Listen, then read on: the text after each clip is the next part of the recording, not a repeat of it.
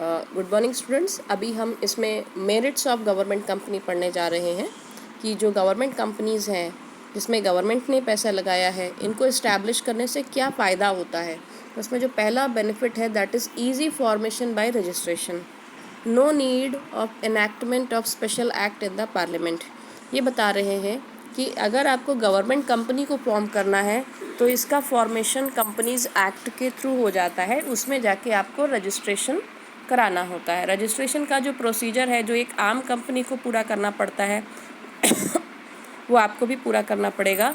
बाकी इस कंपनी के फॉर्मेशन के लिए आपको पार्लियामेंट में अलग से एक्ट को लाने की ज़रूरत नहीं है। देन हमारा पॉइंट नंबर टू देखिए, सेपरेट लीगल एंटिटी। ये सबसे बड़ा बेनिफिट है कि यहाँ पे कंपनी को गवर्नमेंट के द्वारा इस्टेब्लिश करते ज़रूर है, लेकिन उसकी एंटिटी जो है गवर्नमेंट से सेपरेट होती है, उसकी आइडेंटिटी, उसकी पहचान जो है गवर्नमेंट से अलग होती है। तो जब गवर्नमेंट से अलग है तो वो अपने नाम से कुछ भी कर सकती है, वो अपने नाम से प्रॉपर्टी खरीद सकती है, कॉन्ट्रैक्ट कर सकती है, वगैरह वगैरह। Then point number C, quick decisions, prompt decision in time as it is has autonomy power. यहाँ पे आप क्विक डिसीजन मेकिंग करते हैं क्योंकि बिज़नेस को कौन चला रहा है, बोर्ड ऑफ डायरेक्टर्स। भले ही बोर्ड ऑफ डायरेक्टर्स को गवर्नमेंट के द्वारा ही अपॉइंट किया गया हो, लेकिन चलाने का राइट तो बोर्ड ऑफ डायरेक्टर्स के पास है। तो डिसीजन मेकिंग यहाँ पे क्विक होती है, यानी कि आप जल्द से जल्द डिसीजंस को ले सकते हैं, आपको किसी और को ज़्यादा कंसल्ट करने की ज़रूरत नहीं है। देन हमारा नेक्स्ट पॉइंट है, prevents unhealthy business. Unhealthy business से क्या मतलब है, यहाँ पे देखिए, it can control unhealthy business practices by providing goods and services at reasonable price. यानी कि जो गलत तरीके से बिजनेस करते हैं उन सारी एक्टिविटीज़ को, उन सारी प्रैक्टिसेस को रोका जा सकता है, गुड्स एंड सर्विसेज को सही प्राइस पे अवेलेबल करा करके। तो इससे जो मिसयूज़ होता है, चीज़ों का मिसयूज़ जो होता है पावर का, उसको हम अवॉइड कर पाते हैं। तो ये होता है प्रिवेंट्स अनहेल्दी बिजनेस प्रैक्टिसेस। तो ये 4 मेरिट्स थे गवर्नमेंट कंपनी के। इसके बाद हम पढ़ेंगे लिमिटेशंस ऑफ गवर्नमेंट कंपनी, यानी कि कुछ फ़ायदे हैं तो कुछ नुकसान भी हैं, तो वो क्या है वो हम पढ़ते हैं। इसमें पहला पॉइंट देखिए आप, autonomy is just for name सेक। यानी कि जो ऑटोनॉमी है, जो फ्रीडम है, वो सिर्फ मात्र नाम के लिए है।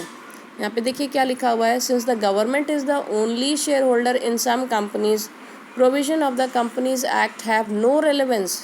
यहाँ पे बता रहे हैं कि अब तो ऐसा हो गया है कि गवर्नमेंट पहले जब शुरू में 1956 के टाइम पे जब इन कंपनीज़ को बनाया था, तब तो सभी कंपनीज़ में गवर्नमेंट की शेयर होल्डिंग थी, गवर्नमेंट ने पैसा लगाया था। लेकिन बाद में क्या हुआ, जैसे जैसे सरकार भी परेशान होने लगी, गवर्नमेंट भी परेशान होने लगी, तो उन लोगों ने अपना हिस्सा बेच दिया और बेच करके प्राइवेट ओनर्स के हाथ में दे दिया। तो अब आज के समय की अगर बात करें तो कुछ ही कंपनियां ऐसी हैं जिसमें गवर्नमेंट की शेयर होल्डिंग है। इसका मैं आपको एग्जांपल दूंगी, ITI limited, ITI Mankapur limited, ये एक गवर्नमेंट कंपनी है, ठीक है। इसमें बहुत पहले गवर्नमेंट की शेयर होल्डिंग थी, अब गवर्नमेंट की शेयर होल्डिंग भी काफ़ी कम हो गई है, ठीक है। तो यहाँ पे गवर्नमेंट की जब होल्डिंग ही नहीं रहेगी तो फिर पैसे का कंट्रीब्यूशन कहाँ से रहेगा। तो यहाँ पे ऑटोनॉमी भी फिर कम होती, क्योंकि भाई अगर कोई प्राइवेट पर्सन या प्राइवेट बिजनेस इसमें पैसा लगाएगा तो वो इंटरफेयर भी करेगा, वो डिसीजन भी लेगा, तो ऑटोनॉमी यहाँ पे काफ़ी कम होती है, यानी कि फ्रीडम काफ़ी कम होता है। देन नेक्स्ट पॉइंट है, नो अकाउंटेबिलिटी, मतलब कोई जवाबदेही नहीं होती है। Even though major investment is made by the government, it is not answerable to the parliament, क्योंकि पार्लियामेंट से इसका कोई लेना देना ही नहीं है, इसका इस्टेब्लिशमेंट कंपनीज एक्ट के थ्रू किया गया है। तो यहाँ पे इनको, आप बिज़नेस को सही से चलाओ या ना चलाओ, पार्लियामेंट में इनको कोई आंसर नहीं देना होता, ये किसी के प्रति कोई जिम्मेदार नहीं होते हैं।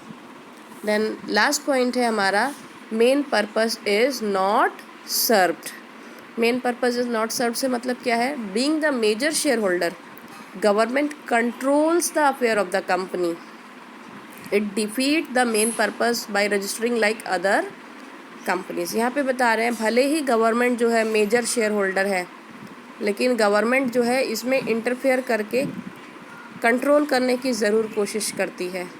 तो होता क्या है कि हमने भले इसको कंपनी के जैसे इस्टेब्लिश किया है, लेकिन बार बार गवर्नमेंट जब इंटरफेयर करेगी तो ये गवर्नमेंट कंपनी की जगह ये डिपार्टमेंटल अंडरटेकिंग जैसा बन जाता है और उस तरीके से काम करने लगता है। तो ये एक ड्रॉबैक है, एक लिमिटेशन है गवर्नमेंट कंपनी का कि जिस काम के लिए हमने इसको इस्टेब्लिश किया था एज ए कंपनी, वो पर्पज़ ही हमारा पूरा नहीं हो पाता है।